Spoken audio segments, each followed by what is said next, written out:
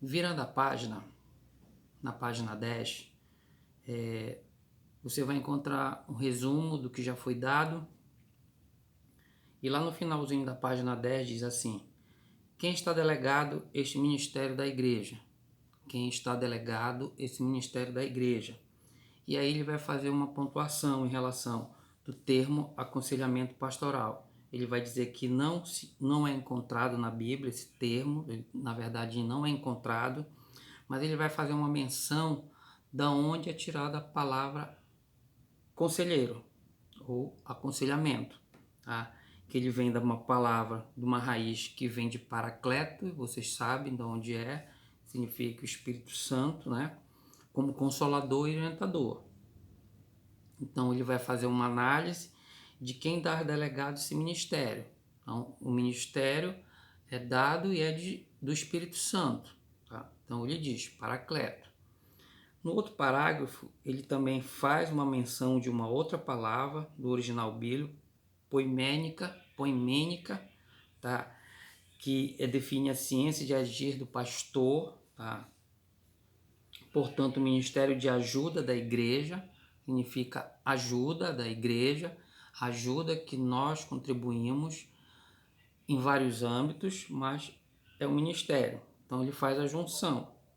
No outro parágrafo, ele vai dizer que o aconselhamento pastoral procura ajudar através da conservação pastoral de conselhos baseados na Bíblia e uma metodologia que se desenvolveu a partir da psicologia.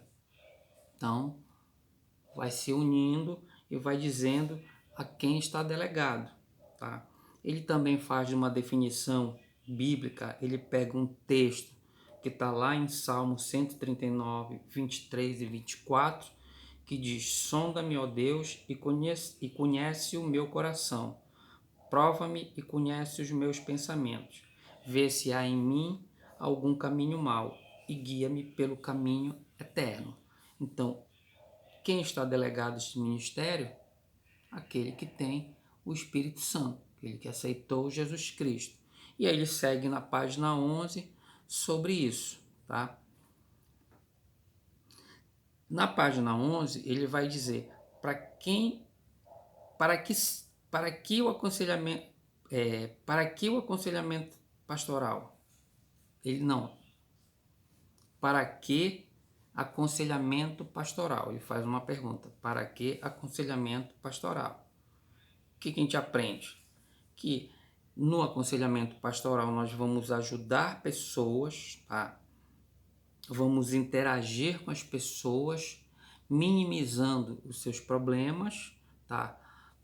Interagindo, falando, tá? É uma proclamação da verdade de Deus, Jesus Cristo, o único e suficiente Salvador, e outras coisas mais. Ele diz aqui, mas o aconselhamento pastoral não pode ser o único objeto levar as pessoas a romper com Satanás. Então, somente o aconselhamento pastoral ele não é somente para levar as pessoas a ter um rompimento com Satanás, mas levar essa pessoa à maturidade, tá? Para que ela cresça, para que ela desenvolva maturidade, santificação que se faz necessário para que chegue a uma maturidade, para que possa desenvolver esse aconselhamento, tá? Outro ponto que diz,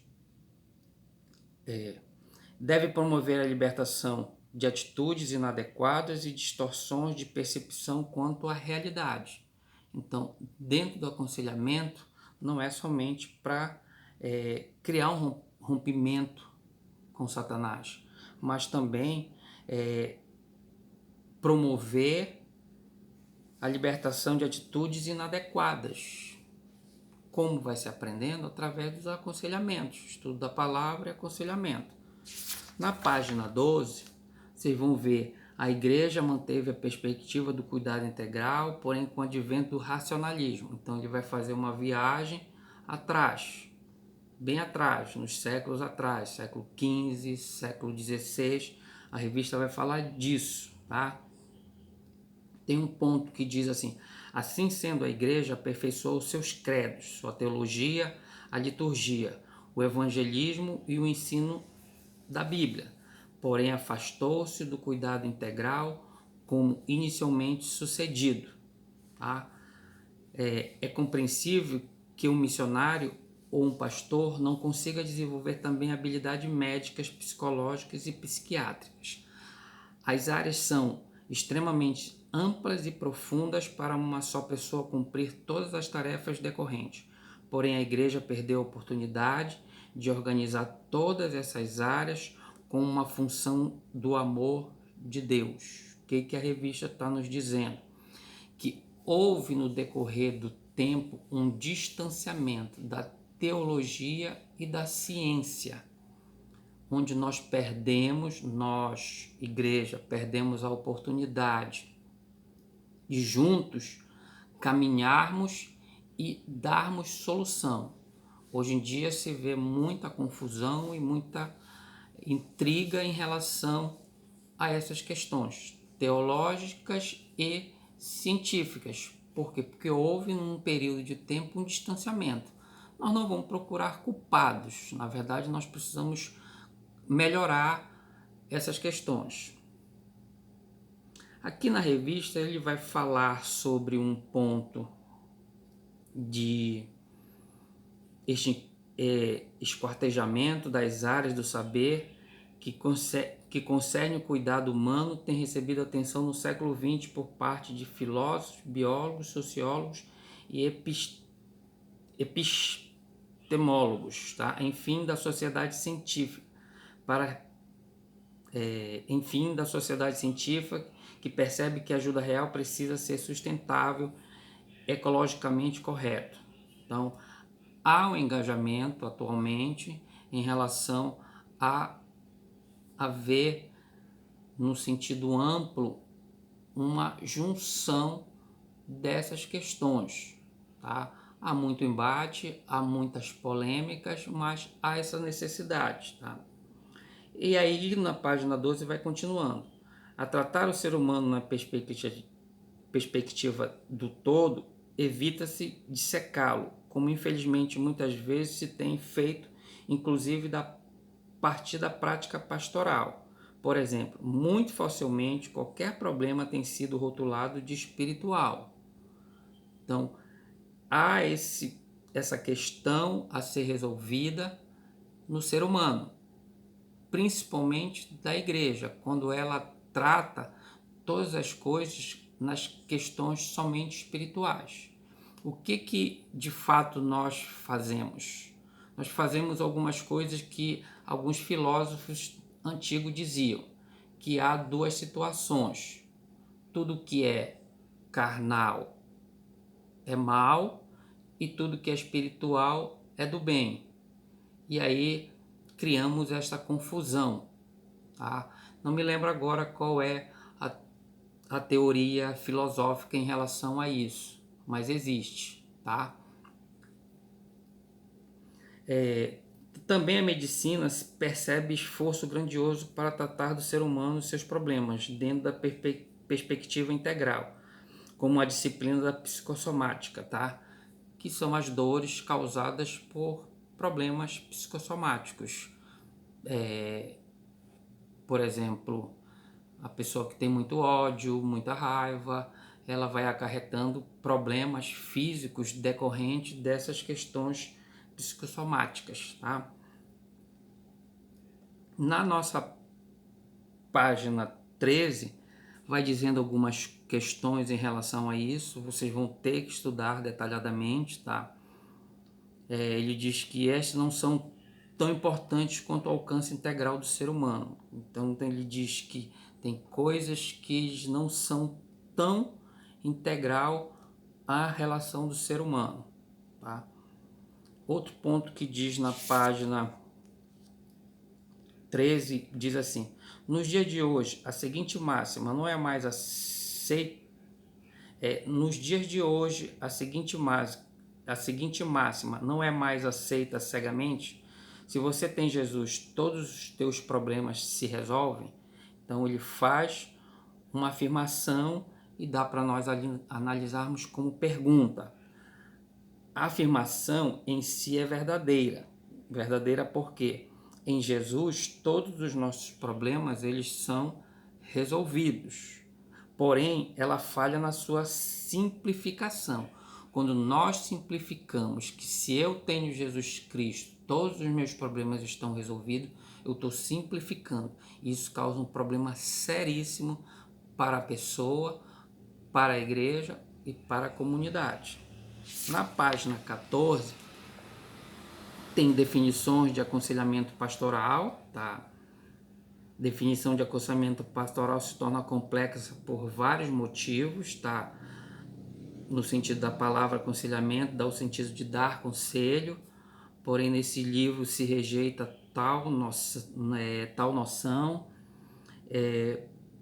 Dá uma lida nessas definições de aconselhamento, dentro das leituras complementares, uma análise de modelos de cuidado pastoral aplicado à realidade brasileira, tá? Tem métodos de libertador, liberdade em tempo oportuno, que ele diz aqui, só para a gente analisar, todo o processo de cuidado pastoral é uma ação ou uma...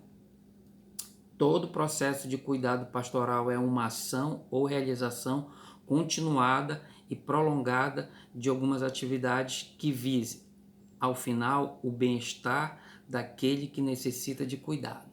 Então, tudo isso é para o bem comum do indivíduo e de uma comunidade. Dentro dessa leitura complementar, vocês vão ver métodos empoderador, poder para lutar e vencer, tá? Empoderar significa admitir que cada cidadão tem dentro de si forças necessárias para encarar certos problemas.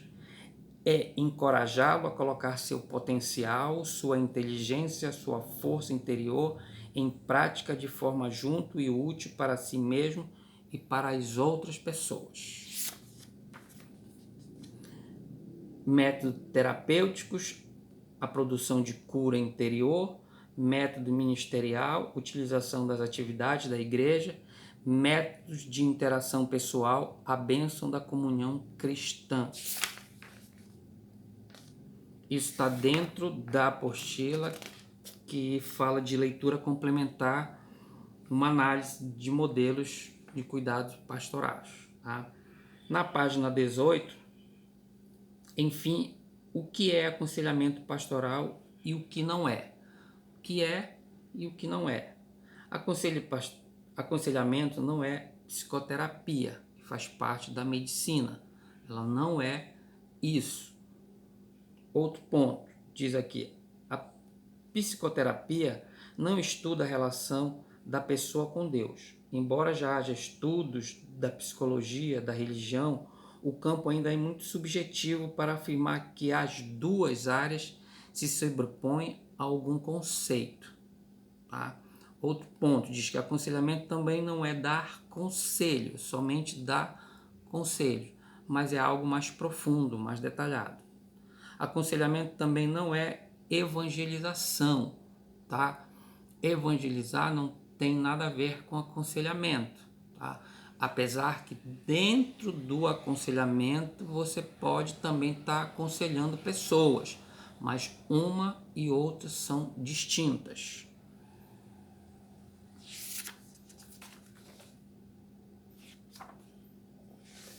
Finalizamos nosso capítulo 1, tá? Vou deixar alguns trabalhos para vocês fazerem, tá? Eu vou pedir para vocês aqui trabalho para serem feitos. Anotem, vou precisar, vai valer ponto para vocês. Só um minutinho.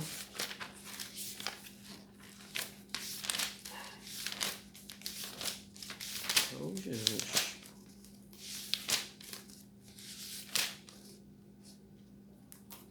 Tá. Quero que vocês façam um trabalho para mim. Que seja bem simplificado. Tá? Tem muita coisa na internet, mas dê uma lida bastante. Simplifica isso. E sem Ctrl+C, Ctrl+V, ok? As 7 principais escolas de pensamento da psicologia. As 7 principais escolas de pensamento da psicologia. Quero que vocês façam trabalho para mim com todas as normas técnicas, ok? Alguma pergunta, vocês fazem e a gente dá uma maneira de responder. Eu agradeço em nome de Jesus, que Deus venha nos abençoar, que Deus venha nos dar graça nesses tempos difíceis. Muito obrigado, em nome de Jesus. Amém.